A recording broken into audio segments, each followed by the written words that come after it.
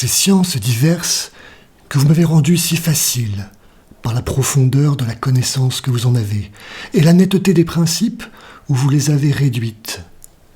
Voilà mon trésor, ami. Voilà en quoi vous m'avez fait riche et heureux. Le comte de Monte Cristo, Alexandre Dumas, 1844.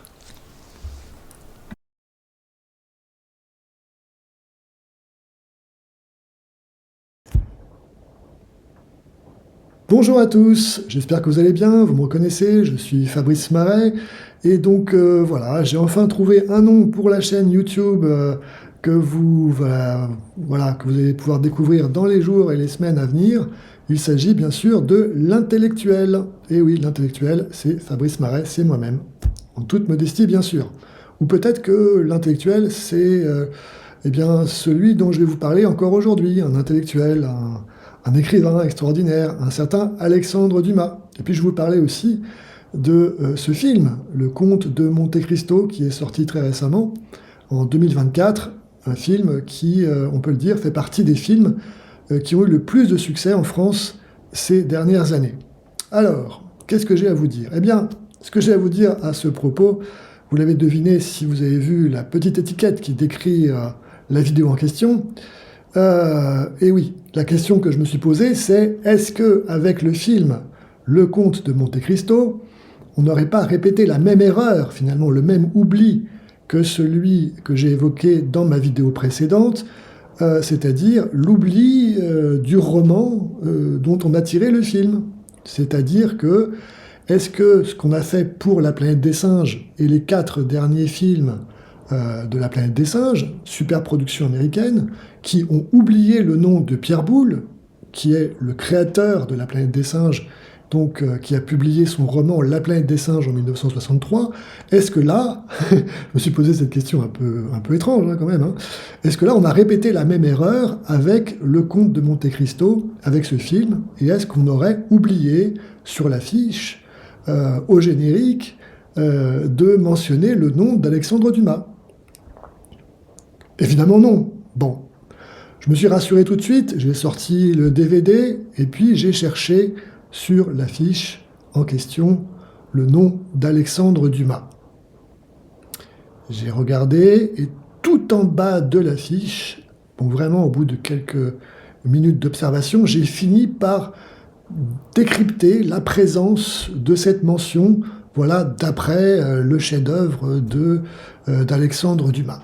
Ouf, j'étais hyper rassuré parce que sur le coup, je me suis dit, ils ont oublié, ils ont fait comme avec La Planète des Singes. Vous vous rendez compte un petit peu du scoop, du scandale? Puis je me suis dit, bon bah je vais revoir ce film parce que ce film m'a beaucoup plu. J'ai trouvé le film excellent. Je me dis, je vais quand même regarder le générique du début, comme ça pour voir si on parle bien d'Alexandre Dumas, pour être sûr, quoi. Juste pour être sûr, parce que bon, vous savez. Donc je regarde le générique du début. Et puis, je vois écrit en gros, production, voilà, BNP Paribas, etc., la région X ou Y. Ok, bon, mais où est Alexandre Dumas? Bon, il n'est pas dans le générique du début, visiblement. Je regarde le générique à la fin, je vois rien. Je ne vois pas de mention d'Alexandre Dumas. Bon, alors je commence à être quand même un petit peu inquiet. Je me dis, bon, je recommence, je visionne une deuxième fois. Je regarde à nouveau le générique au début, puis à la fin, et rien. Bon, alors je commence à faire une vidéo pour vous informer du fait que eh bien, le roman d'Alexandre Dumas est absent du générique du film. Je commence à trouver ça quand même bizarre. Et puis je me dis quand même, contrairement à ce que j'avais remarqué pour La Planète des Singes, eh bien, cette fois-ci, le nom est bien inscrit en tout petit, hein, presque invisible, en lettres orange sur un fond marron, n'est-ce pas? On devine la mention d'Alexandre Dumas, mais c'est présent. C'est présent. Donc je me suis dit, c'est peut-être pareil pour le générique. Donc j'avais commencé à faire une vidéo pour vous dire, ben voilà, c'est absent du générique, et puis après je me suis dit, bon, il faut que j'arrête, il faut que je vérifie encore une troisième fois. Et lors de cette troisième fois, de ce troisième visionnage, au bout d'une minute de générique, j'ai fini par remarquer ce que je vais vous montrer maintenant par la magie du montage. Voilà, effectivement, on fait la mention des gens qui ont écrit le scénario, qui ont écrit les dialogues, Donc on a euh, ces deux illustres inconnus, en quelque sorte, hein, aujourd'hui, hein, mais qui sont en lettres bien visibles quand même, hein. Et puis, voilà, en surbrillance, en caractère gras en quelque sorte. Et puis, en dessous, en petit, en tout petit, très discrètement, en lettres presque invisibles, encore une fois, comme sur l'affiche, nous avons écrit, voilà, cette petite allusion au fait que, oui, les scénaristes, qui sont les vrais auteurs, hein, les gens qui ont écrit les dialogues, qui sont les vrais auteurs de l'histoire du comte de Monte Cristo, eh bien, ce sont eux qui sont en tête d'affiche, hein, en quelque sorte, eh bien, ce sont eux les auteurs de l'histoire, et ils se sont basés sur, effectivement, le roman d'Alexandre Dumas. Bon. Alors, qui va voir cette mention-là? Personne. Moi, parce que je l'ai vraiment cherché. Mais sinon, le moins qu'on puisse dire, c'est qu'on ne fait pas beaucoup de publicité pour le roman, on ne fait pas beaucoup de publicité pour la lecture. C'est dommage. Parce que si on avait écrit en grand sur l'affiche ou au début du générique, d'après l'œuvre d'Alexandre Dumas, d'après le roman extraordinaire d'Alexandre Dumas, lisez-le, fantastique. Non, on n'en a rien de tout ça. Donc les gens ne vont pas courir chez les bouquinistes, chez les libraires, ne vont pas courir à la bibliothèque pour découvrir le roman d'Alexandre Dumas, Le Comte de Monte Cristo, puisque tous ces gens qui n'ont pas accès à une éducation, qui n'ont pas accès à la culture, qui n'ont pas accès aux universités, etc., tous ces gens-là, eh bien, ne sauront peut-être pas qu'Alexandre Dumas est l'auteur véritable du Comte de Monte Cristo. Eh oui. Donc j'entends déjà les gens qui diront, bah oui, le Comte de Monte Cristo, c'est qui? C'est pas Balzac qui a écrit ça, non? C'est peut-être Victor Hugo, non? Vous ne croyez pas? Je sais pas. Voilà. Donc on se plaint du fait que les jeunes ne lisent plus. Eh ben, je crois que l'industrie du cinéma américain, l'industrie du cinéma français, devrait commencer à comprendre que le cinéma peut être un moyen formidable d'amener les jeunes à la lecture. Voilà. Alors on peut continuer comme ça et puis rendre invisibles les noms des auteurs des romans, mais voilà, je pense que il serait temps de changer un petit peu de comportement, de ne pas chercher à s'approprier la propriété intellectuelle, n'est-ce pas, des grands écrivains comme Pierre Boulle ou Alexandre Dumas, et plutôt que de se mettre en avant, hein, les producteurs, les réalisateurs, les acteurs, etc. Et à tel point que, sur la bande-annonce par exemple, hein, je pense qu'on a complètement occulté le nom d'Alexandre Dumas sur la bande-annonce du Comte de Monte Cristo.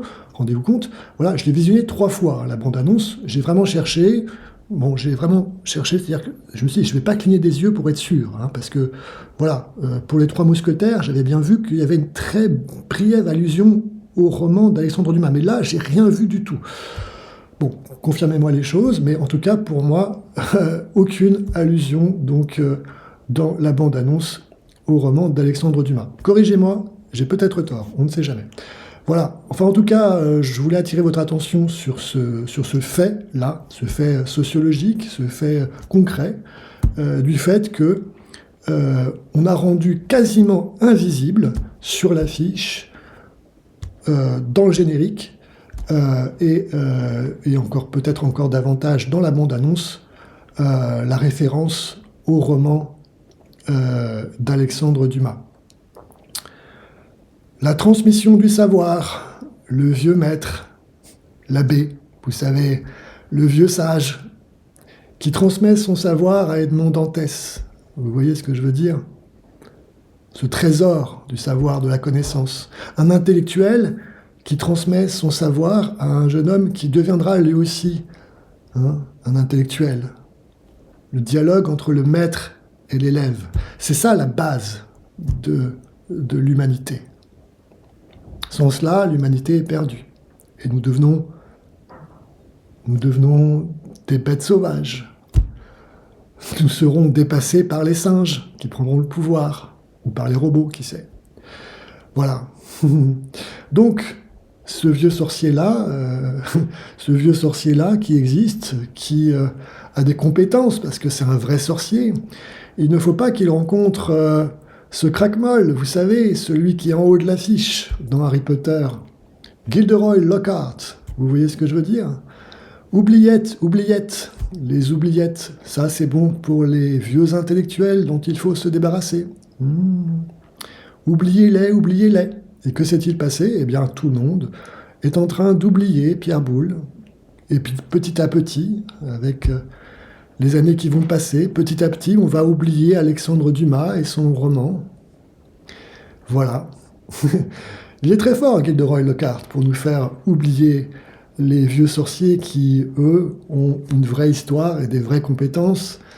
Et il est très fort, Gilderoy Lockhart, aussi, pour s'approprier la propriété intellectuelle des autres et briller en haut de l'affiche, n'est-ce pas?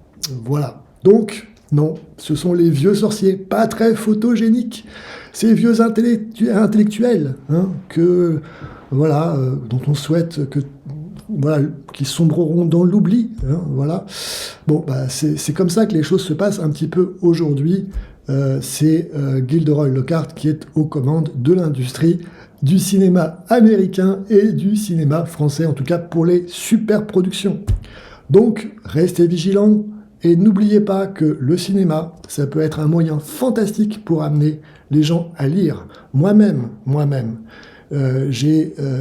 voilà, j'ai passé 4 ans à l'université de Tours pour vraiment, parce que j'étais passionné de littérature allemande, n'est-ce pas? Et si je me suis autant passionné, c'est grâce à un auteur, Franz Kafka. Et pourquoi? Parce que quand j'étais tout jeune encore, j'ai vu un film qui parlait de Kafka. Et voilà, c'était Kafka. Voilà. Et donc ça m'a donné envie de lire Kafka et d'étudier Kafka plus tard. Voilà. Donc peut-être que ce film-là, Le Comte de Monte-Cristo, il est hyper important que les gens sachent que c'est avant tout un roman, que c'est avant tout un écrivain et qu'il faut lire les livres. J'ai préféré, chez Alexandre Dumas, je ne vous cacherai pas, Les Trois Mousquetaires, dont je vous parlerai la prochaine fois.